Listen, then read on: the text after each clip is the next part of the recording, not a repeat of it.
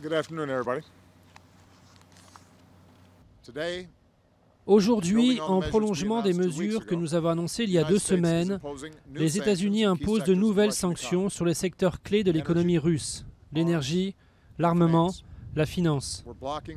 Nous bloquons les exportations de certains biens et technologies à destination du secteur énergétique russe.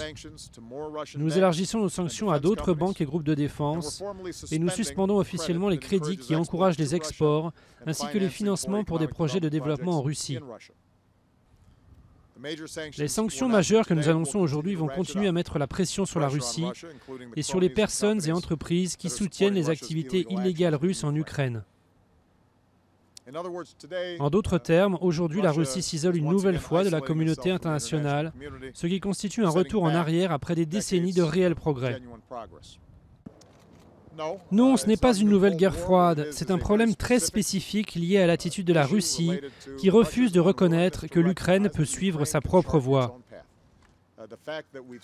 Le fait que les Européens, qui ont pourtant des raisons légitimes de s'inquiéter de rompre certains liens économiques avec la Russie,